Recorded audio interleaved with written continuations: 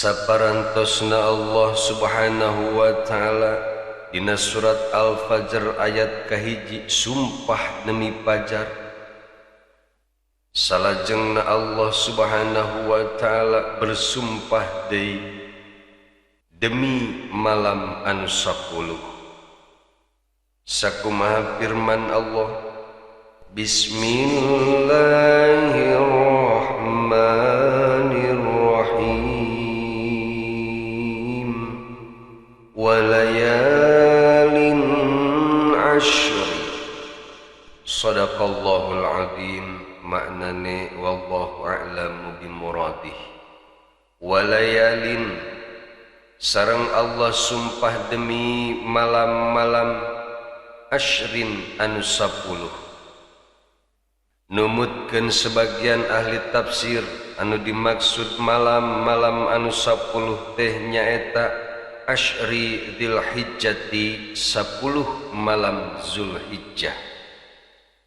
Walidzalika, sareng kusabab kitu, kusabab ahli tafsir menafsirkan malam-malam anu 10 teh nyaeta malam 10 Zulhijjah, fussiral fajru bi fajri Arafata, maka ahli tafsir nafsirkeun fajar anu dina ayat kahiji dengan fajar hari Arafah, awin nahri atawa fajar hari nahar.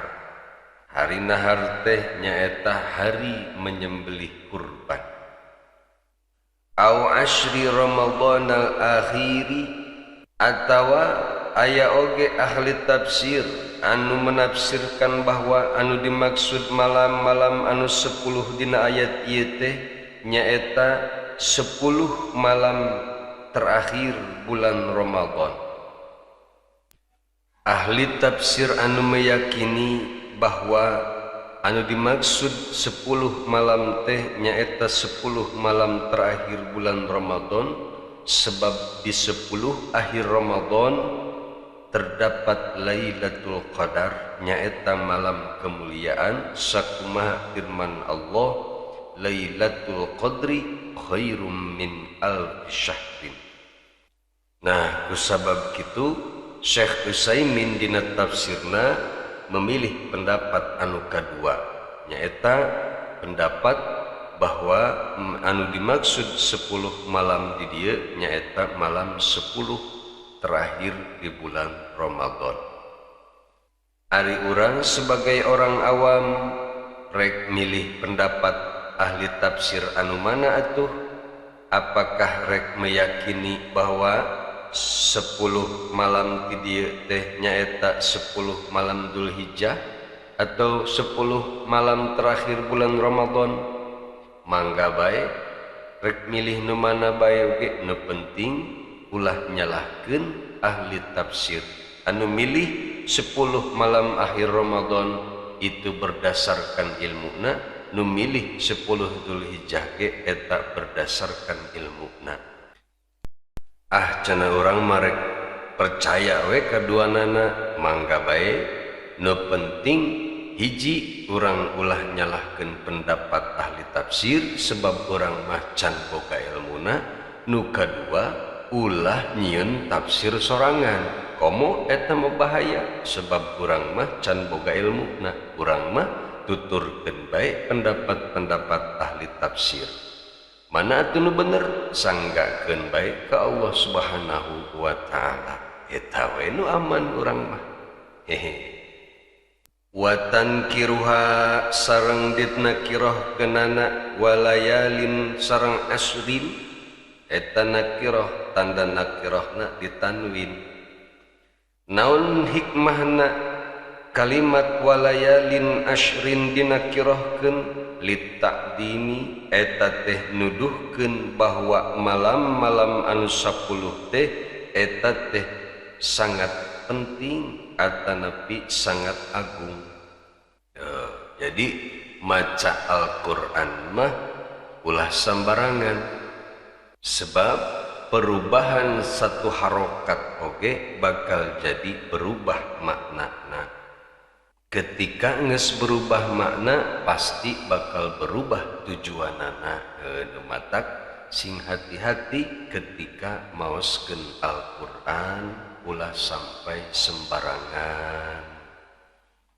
Wa quri'a walayali asyrin sareng numutkeun hiji pendapat mah dibacana teh walayali asyrin li na henteu ditanwinkeun henteu dinakirahkeun. Ketika dibaca walayali asyrin berarti bil idhofati kalimat layali diidopatkeun kana kalimat asyri. Tah nu matak engke bisi aya urang ngadenge imam atawa saha wae macana teh henteu ditanwinkeun, misalna wal fajri walayali asyrin, urang ulah kaget jeung ulah nyalahkeun. Nu penting beliau tahu maksudna kumaha dibaca walayalin asyri naon maksudna, dibaca walayali asyrin naon maksudna. Numutkeun ahli tafsir upami dibaca walayali asyrin ala annal murada bil asyril ayyamu, anu dimaksud berarti 10 poe. Lamun dibaca walayalin asri berarti poe anu 10 dijieunkeun naat. Geus lieur deui wae mun ngaji kieu mah. Nu teu ngaji mah. Nu matak ngaji alat teh ya minimal atuh urang ngaji-ngaji nahwu sorof, heula jurumiyah anu handap heula teh. Komo geus nepi ka alfiyah mah. Kudu eta teh. Mun jadi ustad teh nyaho ngaji nu kitu-kitu acan mah beuripuh atuh. Karek kumaha ngajelaskeun ka masyarakat coba. Ulah mentang-mentang loba buku terjemahan urang wani-wani nerangkeun ka masyarakat dengan bermodalkan kitab terjemah kade jeung lain ulah deui maca kitab terjemah bagus eta oge pikeun bahan perbandingan kan. Ulamun maca kitab terjemah tanpa dibekali ilmu alat sama sekali bahaya oge. Bahayana nyaeta bisi salah memahami kalimat ye anu bahaya teh. Sebab anu paling sulit mah lain menerjemahkeun bahasa Arab tapi memahami tujuan kalimat tersebut eta nu rada hese teh. Dibutuhkan tingkat lanjut.